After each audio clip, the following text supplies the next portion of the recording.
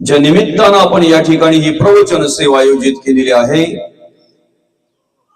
आपलं हे नवीन अंबरनाथ गाव आणि या गावातील हे भोईर परिवार,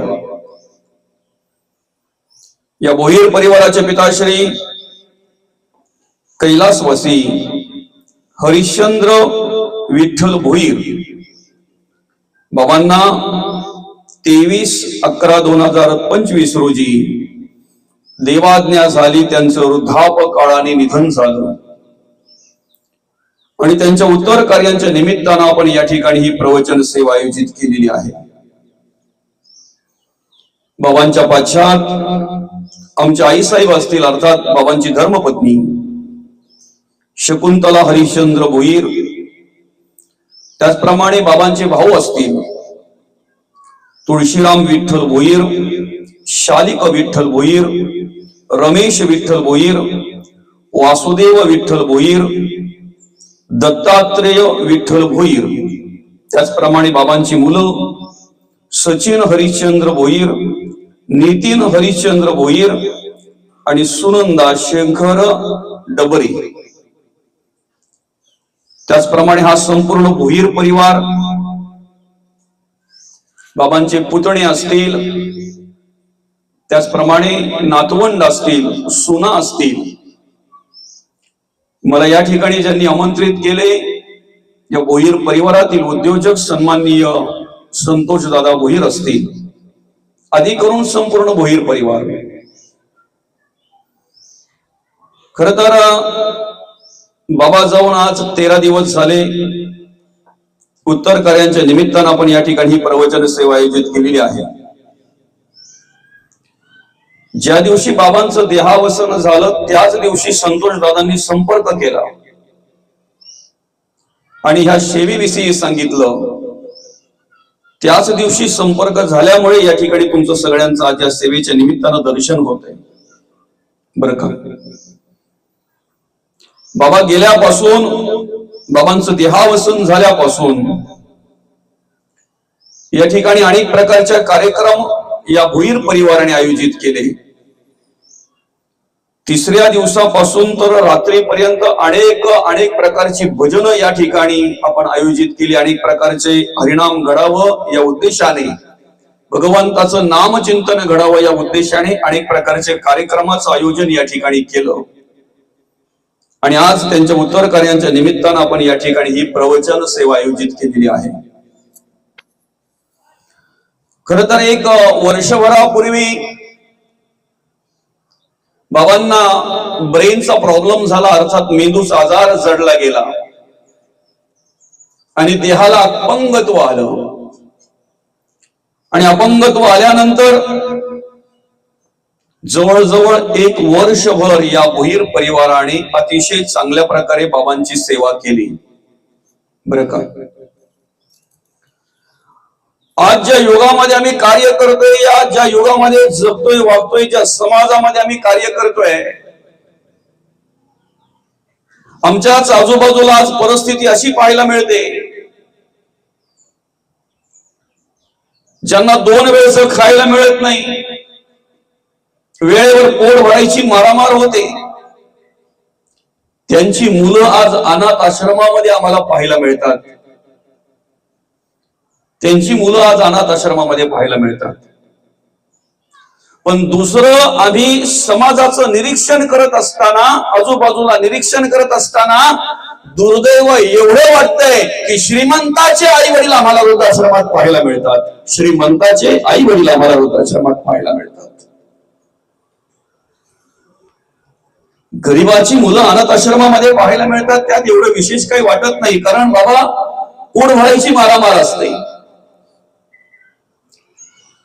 पण ज्या आई वडिलांनी हाडाची काढ केली, रक्ताचं पाणी केलं, सांभाळलं, वाढवलं, घडवलं, मोठं केलं, स्वतःची आवडी निवडी बाजूला ठेवल्या, स्वतःची हौस मौज बाजूला ठेवली, या जगामध्ये ज्या देवांनी आम्हाला आणलं आणि ज्या देवांच्यामुळे या जगामध्ये आम्ही कार्य करतोय, हा जग ज्यांच्या सामर्थ्याने, ज्यांच्या बळाने आणि ज्यांच्या मार्गदर्शनाने आम्ही अनुभवतोय, ते देव आज आम्हाला वृद्धाश्रमात पाहायला मिळतात. या ठिकाणी या भोईर परिवारातील सर्वांच्या चरणी मी नतमस्तक होतो, सर्वांना नमस्कार करतो. कारण गेली 1 वर्षभरापासून बाबांची अतिशय चांगल्या प्रकारे सेवा केली. देहाला अपंगत्व आल्यानंतर त्या माणसाचं काय काय करावं लागतंय ते आपल्याला माहिती आहे. विशेष करून त्यांची मुलं असतील, भाऊ असतील, मुलगी असेल. पण या ठिकाणी मी आवर्जून नाव घेईन ते म्हणजेच त्या बाबांच्या सुनांचं, अर्थात आमच्या सुचिता ताई असतील आणि नियती ताई असतील. बरं का, अतिशय चांगल्या प्रकारे बाबांची सेवा केली त्यांनी. बाबांना काय हवं काय नको ते बघितलं. आणि विशेष म्हणजे हे जर नियती ताई किंवा सुचिता ताईच्या वडिलांनी किंवा त्यांच्या परिवाराने मला सांगितलं असतं तर ठीक आहे.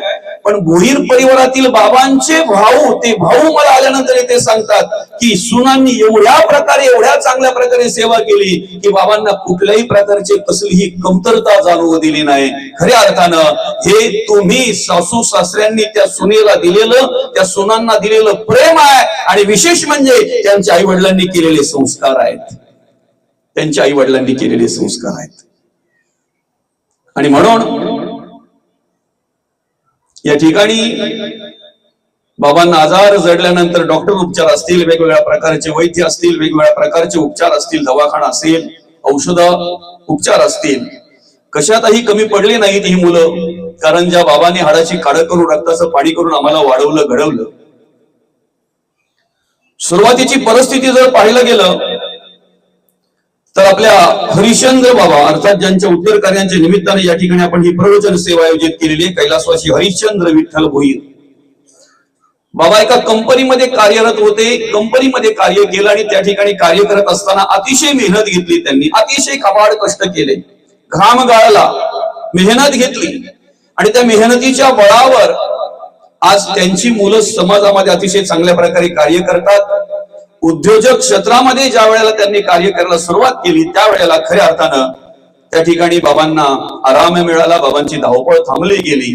आणि अतिशय चांगल्या प्रकारे या भोईर परिवाराने या बाबांची सेवा केली. त्यांच्या मुलांचं आज समाजामध्ये कार्य आपल्याला पाहायला मिळत आहे. या भोईर परिवारातील अधिकरून सर्वांचंच कार्य आपल्याला समाजामध्ये पाहायला मिळत आहे. स्वतःसाठी आणि स्वार्थासाठी जगणारी माणसं अनेक असतात. स्वतः सुखी होण्यासाठी कार्य करणारी माणसं, धावपळ करणारी माणसं आम्हाला समाजामध्ये अनेक पाहायला मिळतात. पण खऱ्या अर्थानं ज्यांच्या निमंत्रणाने या ठिकाणी ही सेवा करण्याचं भाग्य मला लाभलेलं आहे, या भोईर परिवारातील संतोष दादा या ठिकाणी उपस्थित आहेत. सन्माननीय संतोषजी भोईर दादांची आणि माझी भेट साधारणतः 5-6 वर्षापूर्वी आपल्या शाळेमध्ये झालेली, जिल्हा परिषद शाळा उशी. त्या ठिकाणी शैक्षणिक साहित्य विद्यार्थ्यांना वाटपाचं काम दादांनी केलं होतं, दादांच्या माध्यमातून झालं होतं. मला आवर्जून सांगावंसं वाटतंय की स्वतःसाठी आणि स्वार्थासाठी जगणारी माणसं आम्हाला या समाजामध्ये अनेक पाहायला मिळतात. पण मी सुखी होता होता इतरांच्याही सुखाचा विचार करावा, मी आनंदी राहता राहता इतरांच्याही आनंदाचा विचार करावा. आणि खऱ्या अर्थानं मी माझ्या जीवनाचा आनंद घेत असताना इतरांनाही तो आनंद, इतरांना तो समाधान, इतरांनाही ते सुख देता येतंय का, अशा प्रकारे कार्य करणारे हे भोईर परिवार. आणि या भोईर परिवारातील सर्वच उद्योजक असतील, सर्वच माणसं असतील. आमच्याकडे जी चांगली कर्म आहेत ना, चांगले विचार आहेत ना, हे आमच्या आई वडिलांनी केलेले संस्कार असतात किंवा आमच्या आई वडिलांनी दिलेली विचारांची श्रीमंती असते. आणि मला तरी वाटतंय की ह्या भोईर परिवारातील जे वरिष्ठ आहेत, हरिश्चंद्र बाबा असतील, त्यांचे भाऊ असतील, या मुलांवर संस्कार करण्यामध्ये कमी पडलेले नाहीत, त्यांना मार्गदर्शन करण्यामध्ये कमी पडलेले नाहीत. कारण आज समाजामध्ये त्या मुलांचं कार्य आपल्याला अतिशय चांगल्या प्रकारे पाहायला मिळतंय. जावं तर सर्वांनाच लागणार आहे. कारण ज्या जगामध्ये आपण आलोय, ज्या युगामध्ये आपण आलोय, ज्या ठिकाणी आपण जन्माला आलोय, त्या लोकांचं नावच आहे मृत्यूलोक. बरं का, मृत्यूलोक नाव आहे. यद दष्टम तद नष्टम. बरं का, जर मृत्यूलोक नाव आहे तर जावं सर्वांनाच लागणार आहे. इथे कोणीही राहायला आलेला नाहीये आणि कितीही प्रयत्न केला राहायचा तरी राहणारही नाहीये. बरं का, प्रत्येकाला जावं लागणार आहे. येताना आम्ही काहीही बरोबर घेऊन आलेलो नाही. क्या लेके आयो रे जग में, क्या लेके जाएगा, 2 दिन की जिंदगी है 2 दिन का मेला. येताना काही घेऊन आलो नाहीत आम्ही बरोबर. जाताना कपडे तरी असतात, म्हणजे ते मांजरपाट तरी असतंय. येताना तेवढं पण नव्हतं. आमच्या चामड्याच्या दृष्टीने, आमच्या चामड्याच्या डोळ्याने जर पाहायला गेलं तर येताना आम्ही काही बरोबर घेऊन आलेलो नाहीत आणि जाताना सुद्धा काही बरोबर घेऊन जाणार नाहीत. पण ह्या जगाचा निरोप घेण्याच्या आधी आम्हाला काही कर्तव्य करायचे, आम्हाला काही कार्य करायचं आहे. देह नाशिवंत आहे, देह जाणार आहे. देह जाईल जाईल यासी काळ वाखाईल. नाशिवंत देह जाणार, सकळ आयुष्य खातो काळ सावधान. आमचं आमचं म्हणून त्याच्याकडे पाहतोय, पण देह हे काळाचे, धन कुबेराचे. नाशिवंत आहे, जाणार आहे, जावंच लागणार आहे. पण निरोप घेण्याच्या आधी या जगाचा, हे देह ठेवण्याच्या आधी आम्ही अशी कीर्ती करायची, आम्ही असं कार्य करायचंय, आम्ही असं जगायचंय, वागायचंय की उद्या देह जरी गेला ना तरी कीर्ती रूपाने आम्हाला राहता आलं पाहिजे, कर्माच्या रूपाने आणि विचारांच्या रूपाने आम्हाला राहता आलं पाहिजे. खर तर या ठिकाणी मृतदेह मिळाल्यानंतर जर आम्हाला मार्गदर्शन मिळालं नाही, संत चरण जर नसतील, सत्संग जर नसेल, संतांचे विचार जर श्रवण झाले नाहीत, ऐकले नाहीत, तर आमचं जीवन कसं असतंय बघा. आम्ही मायेच्या जाळामध्ये अडकत असतो आणि मायेच्या जाळामध्ये अडकत असताना, मायेच्या जाळामध्ये अडकून आम्ही कार्य करत असताना जी धावपळ असते, जे काही आम्ही प्रयत्न करत असतो, जे काही कार्य करत असतो, ते कार्य आमच्या हितासाठी आम्ही करतोय, आमच्या चांगल्यासाठी करतोय की वाईटासाठी करतोय हेच आम्हाला कळत नाही. बरं का, आम्ही आमच्या संसारासाठी बरंच काही करत असतो, आम्ही आमच्या प्रपंचासाठी अनेक काही कार्य करत असतो. आम्हाला जगता यावं यासाठी आम्ही अनेक प्रयत्न करत असतो. पण ते प्रयत्न करत असताना, ते कार्य करत असताना आम्ही विचार करत नाही की हे जे कार्य मी करतोय हे माझ्या हिताचं आहे की अनहिताचं आहे, याच्याने मला सुख मिळणार आहे की दुःख प्राप्त होणार आहे, याचा विचार आम्ही करत नाही. एखाद्या घरामध्ये ज्या वेळेला रात्रीच्या वेळी एखादं टोपलं उघडं ठेवलं जातंय, बरं का, ते उघडं ठेवलेलं टोपलं ज्या वेळेला रात्री एखाद्या उंदराला दिसतंय ना, त्यावेळेला तो उंदीर आणि त्या उंदराला काय वाटतंय माहितीये का, ज्या अर्थी हे टोपलं उघडं ठेवलंय ना, त्या अर्थी त्याच्यामध्ये काहीतरी द्रव्य असेल, त्याच्यामध्ये काहीतरी धान्य असेल.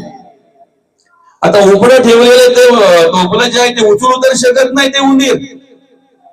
मग ते काय करतंय माहितीये का, त्या टोपल्याला होल करायला प्रयत्न करत आहे. त्या ठिकाणी होल करण्यासाठी, टोपल्यामध्ये जायला जागा करायला ते प्रयत्न करत असते. आता घरातली सगळी झोपलेली आहेत निवांत, आणि उंदराने ते टोपलं कुरतडायला सुरुवात केलेली आहे. बरं का, उंदराने ते टोपलं कुरतलायला सुरुवात केलेली आहे. ते कुरतलतंय आणि कुरतळत असताना त्याला एक आशा असते, अपेक्षा असते,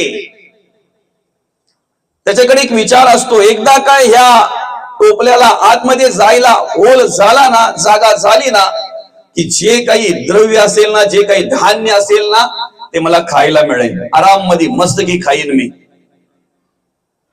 बरं का, त्या टोपल्याच्या काड्या ज्या असतात ना बांबूच्या, त्या एवढ्या कडक असतात की त्या कुडतळता कुडतळता त्या उंदराला त्रास होत असतो. किती त्रास होत असतोय, दात दुखायला लागतात त्याचे. नंतर नंतर शेवटी त्या हिरड्यांच्यातून, दातातून रक्त यावं लागतंय, रक्त यायला लागतंय. ते पाहत असतो, तो त्रास सहन करत असतो, पण मनामध्ये विचार काय माहितीये का त्याच्याकडं, थोडंच तर राहिलंय कुडतलाचं, तेवढं कुडतळलं ना की आतलं जे काय असेल धान्य ते मला खायला मिळणार आहे. आणि काय होतंय, अधिक प्रयत्न करून, अधिक प्रकारच्या वेदना सहन करून, अधिक प्रकारचं कष्ट सहन करून दातातून हिरड्यांतून रक्त येतंय अशी अवस्था असताना सुद्धा काहीतरी मिळेल या हेतूने या उद्देशाने ते उंदीर त्या टोपल्याला कुडतळतय. पहाटेच्या वेळी जेव्हा त्या टोपल्याला होल पडतोय ना, जागा निर्माण होते ना, त्यावेळेला त्या टोपल्याच्या आतमध्ये बंदिस्त असलेला साप त्या होलातून बाहेर येतो आणि रात्रभर मेहनत केलेल्या त्या उंदराला गिळंकृत करतो, खाऊन टाकतो तो. ज्या वेळेला तो साप त्या उंदराला गिळंकृत करतोय ना, त्यावेळेला तो उंदीर आठवत असतो, रात्रभर मेहनत केली माझ्या हितासाठी की अनहितासाठी, माझ्या चांगल्यासाठी की वाईटासाठी. रात्रभर मी मेहनत केली, कष्ट केले, मी अनेक प्रकारच्या वेदना सहन केल्या, पण मला माहिती नाहीये मी काळाच्या जवळ जात आहे. नवे तर उंदरासाठी साप हा काळच आहे ना, आणि काळाच्या तावडीत तो कसा सापडला हे त्याचं त्यालाही कळलं नाही. आम्ही सुद्धा या ठिकाणी कार्य करत असताना, जीवनाचा प्रवास करत असताना, जर संत चरण नसतील, संत विचार जर नसतील, आणि नुसता संसारासाठीच जर धावपळ करत असू, स्वार्थासाठीच जर धावपळ करत असू, आणि स्वतःसाठीच जर धावपळ करत असू, तर आम्ही विचार करायला पाहिजे, आम्ही दिवसेंदिवस काळाच्या जवळ जातोय, काळाच्या जवळ्यात जातोय, काळाला निमंत्रण देतोय, आमचं हित करतोय की अनहित करतोय याचा विचार आम्ही करायला पाहिजे. नाथ महाराज तर त्या ठिकाणी सुंदर आम्हाला एक उदाहरण देतात, एक दृष्टांत देतात. त्या ठिकाणी आम्हाला मार्गदर्शन करत असताना नाथ महाराज सांगतात, साप बेडका ते गिळी, नाही का बाबा, आणि बेडूक माशा ते टोळी. बरं का, सापाने बेडकाला खाल्लंय कुठपर्यंत, फक्त तोंड बेडकाचं बाहेर राहिलंय माऊली, मागची बाजू पूर्ण त्याची कुणाच्या तोंडात आहे, सापाच्या तोंडात आहे. आणि तरीही तो बेडूक समोर आलेले मासे जर सोडत नसेल, तर त्याने विचार करायला पाहिजे की मी खाल्लेले मासे कोणाच्या पोटात जाणार आहे माझ्या सकट. तसं माणसाचं आहे. आम्ही काळाच्या जबड्यात आहोत, आम्ही काळाच्या जवळ आहोत, पण अजूनही जर कसं वागावं, कसं जगावं जर हे आम्हाला कळत नसेल, तर आमचं जीवन व्यर्थ आहे, आमचं आयुष्य व्यर्थ आहे. कारण आमचं जीवन जे आहे ना, ते जगण्या वागण्यावर अवलंबून आहे. तुम्ही देवाच्या पुढ्यात राहून काय मागताय यापेक्षा देवाला पाठ केल्यानंतर कसे वागताय ना, याला अधिक महत्व आहे. तुमच्या मागण्यावर देव देणार नाही, तुमच्या मागण्यावर देव कृपा करणार नाही, तुमच्या मागण्यावर देव प्रसन्न होणार नाही, पण तुमच्या जगण्या वागण्यावर देव कृपा करणार आहे. तुमच्या जगण्या वागण्यावर पाहून आणि मग देव प्रसन्न होणार आहे. म्हणून मागण्यापेक्षा आम्ही काय मागतोय यापेक्षा आम्ही कसं वागतोय ना याचा विचार अधिक केला पाहिजे. ज्यांनी जगण्या वागण्याचा विचार केला ना, कसं जगावं कसं वागावं, त्यांचं आयुष्य सुंदर झालं, आयुष्य सुंदर झालं त्यांचं. बरं का, आयुष्य सुंदर झालं. आणि म्हणून या ठिकाणी जर आम्हाला आमच्या जीवनाचं सार्थक करून घ्यायचंय, आमच्या आयुष्याचं जर सार्थक करून घ्यायचं आहे, तर आम्ही काय केलं पाहिजे, जेवढं वरून स्वच्छ होण्यासाठी, स्वच्छ राहण्यासाठी प्रयत्न करतोय ना, तेवढा आतून स्वच्छ होण्यासाठी, राहण्यासाठी आम्ही प्रयत्न केला पाहिजे. बरं का, माणूस वरून सुशोभित असावा की आतून. आम्ही विशेष महत्व वरून देतो की आतल्याला स्वच्छतेला देतो. आम्ही वरच्या रंगरंगोटीला खूप महत्व देतोय. आम्ही वरून जी असतंय ना सगळं काही हावभाव, ड्रेस वेश, त्याला अधिक महत्व देतोय. दिलं पाहिजे, पण आतला पण विचार केला पाहिजे ना. आम्ही आतमध्ये काय विचाराचे आहोत, आमच्या अंतःकरणामध्ये कुठले विचार आहेत, आमच्या मनामध्ये कुठले विचार आहेत. बरं का, कपड्यावर डाग पडू नये म्हणून जेवढी आम्ही काळजी घेतो, कसं आहे माहित आहे का माऊली, कदाचित जर कपड्यावर एखादा डाग पडला ना, तर त्याला साबण काढेल, डिटर्जंट असेल, एखादं लिक्विड असेल, नाही का, एक एक प्रकारचं असं लिक्विड आहे की ते एकदा तो डाग पडलेला कपडा बाबा टाकला ना त्या लिक्विड मध्ये 2 मिनिटात स्वच्छ होऊन जातो. कपड्यावरचे डाग काढणारे साबण आहेत, लिक्विड आहेत, डिटर्जंट आहेत. चारित्र्यावर डाग पडल्यावर काय आहे बरं? चारित्र्यावर जर डाग पडलं तर कशाने स्वच्छ करता येईल ते? त्याच्यासाठी काय आहे का? बाजारात मिळतंय का काही? आमचं शरीर धष्टपुष्ट व्हावं म्हणून अनेक प्रकारचे प्रोटीन्स, अगदी अनेक प्रकारच्या पावडर वगैरे आहेत, खाणं आहे बरं का. शरीर सदृढ होण्यासाठी वेगवेगळ्या प्रकारचा व्यायाम आहे. मन सदृढ होण्यासाठी काय आहे? मन जर सदृढ व्हायचं आहे, मन जर सशक्त व्हायचं आहे, तर त्यासाठी काय आहे मग? आणि म्हणून आमची कर्म, आमचे विचार, आमचं जीवन ज्या मनावर अवलंबून आहे ना, भगवंत म्हणतात मयेव मन अदत्स्वा मयबुद्धी निवेशयः. ते मन मला अर्पण करा, देवाच्या ठिकाणी अर्पण करा. मन हा मोगरा अर्पुणी ईश्वरा, पुनरपी संसारा येणे नाही. मन हे तुलसी अर्पुणी ऋषिकेशी, पुनरपी संस्कृती येणे नाही. मन हे शेवंती अर्पुणी भगवंती. अर्पण करता आलं पाहिजे, अर्पण करता आलं पाहिजे.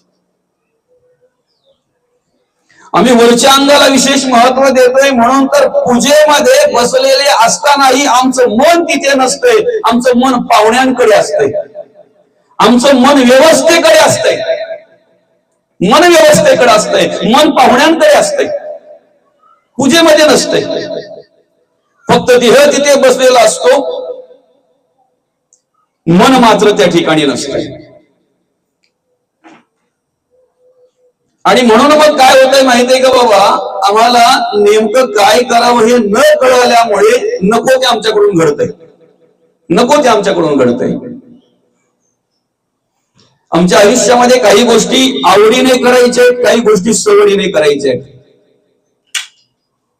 संसार आवडीने करावा का सवडीने करावा? संसार सवडीने करावा आणि परमार्थ आवडीने करावा. आमचं नेमकं उलट काय झालं माहितीये का? आम्ही संसार आवडीने करतोय आणि परमार्थ सवडीने करतोय, परमार्थ सवडीने करतोय. आमचं हित ज्याच्यामध्ये आहे, आमचं जीवनाचा उद्धार ज्याच्यामध्ये होणार आहे, तो परमार्थ, ती भक्ती, ते देवाचं स्तवन, ते देवाचं भजन आम्ही आवडीने केलं पाहिजे. कारण भगवंत म्हणतात, संत म्हणतात, आवडीने भावे हरिनाम घेसी, मग तुझी चिंता त्याशी सर्व आहे. आणि आवडीने जर करायचं असेल तर अधिक लक्ष आम्ही केंद्रित केलं पाहिजे आमच्या मनावर, मनावर लक्ष केंद्रित केलं पाहिजे. आमच्या जीवनाचा समतोल मनावर अवलंबून आहे. आम्ही काय करावं, काही नाही करावं, या सगळ्या गोष्टी मनावर अवलंबून आहेत. त्या मनाला काय आवडतंय बराच? मनोरंजन जर असेल तर मनाला आवडतंय. टाइमपासच्या गोष्टी ज्या आहेत ना, त्या मनाला जास्त आवडतात. क्षणिक सुख मनाला अधिक करून आवडतंय म्हणून तर मनुष्य क्षणिक सुखाकडे लवकर वळला जातो. क्षणिक सुखाचा विचार मनुष्य लवकर करतो. चिरंतर निरंतर टिकणारं जे सुख आहे, शाश्वत ज्याला म्हणतात, जे परम सुख आहे, जो परमानंद आहे, तिकडे मात्र त्याला वळवावं लागतंय, तिकडे त्याला आकर्षित करावं लागतंय, वळवावं लागतंय त्याला, बरं का. आमचा पाहण्याचा दृष्टिकोन काय माहितीये का?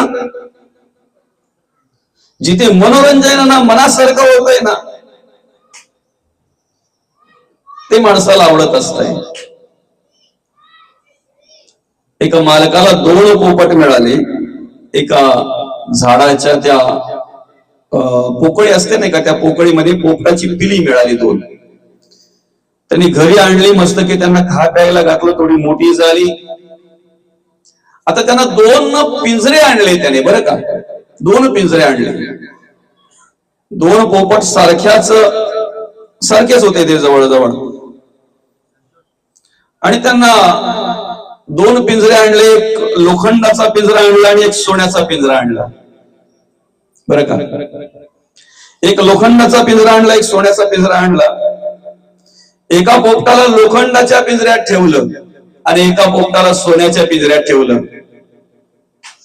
मला सांगा कुठला पोपट खुश असेल, आनंदी असेल? कुठल्या पोपटाला बरं वाटत असेल, आनंदी कुठला पोपट असेल बरं? सोन्याच्या पिंजऱ्यातला. काय आपलं उत्तर तेच असेल, कारण आमचा पाहण्याचा दृष्टिकोनच तो आहे. ज्या वेळेला त्या माणसाकडे एक पाहुणा आला, त्या पाहुण्याने लोखंडात बंदिस्त असलेल्या पिंजऱ्याला विचारलं, दादा कसं वाटतंय रे तुला, बरं वाटतंय का?